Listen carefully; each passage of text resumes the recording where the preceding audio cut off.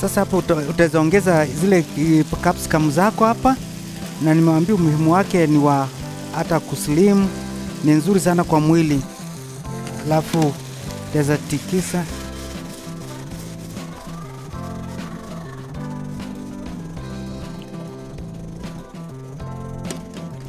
Ona vile sasa, unaona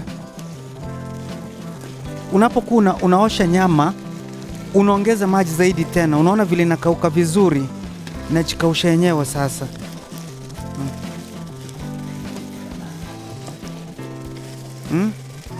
Ina ladha, inavutia kweli ladha.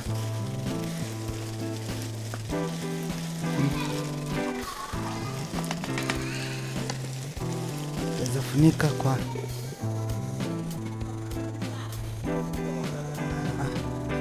muda chache tu, kama dakika 5, alafu unageuza tu. Haiwezi chukua zaidi ya muda 30 hivi. Dakika 30, dakika 25, nyama ya kanguru itakuwa imeiva. Kumbuka nyama inakuanga ni laini sana, very soft. Sio ile mnyama ambao umekaa na umekomaa, hamna. Nguruwe, nyama ya nguruwe, nyama yenye imekaa muda mwingi, muda mrefu kama miaka 2 mwaka, unapata ni nyekundu na ni ngumu sana.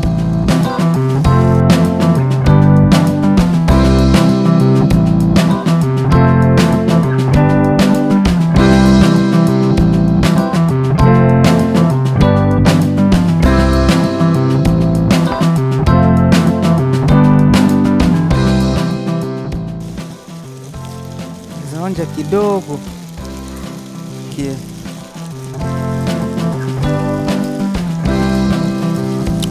Wow.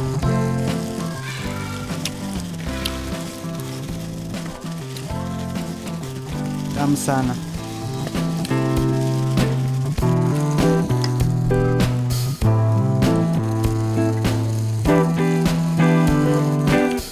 Dada, chumvi ndio nataka niweke kadogo. Kiduchu, wanasema kiduchu kadogo tu hako kametosha, sababu hii dark soy sauce yenyewe ina chumvi.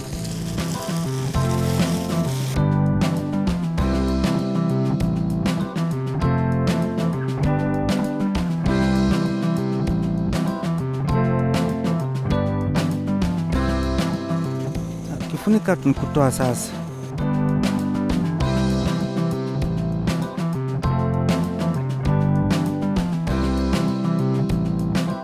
Hapa sasa dakika 5 tu na tutoe sasa. Muda dakika 5.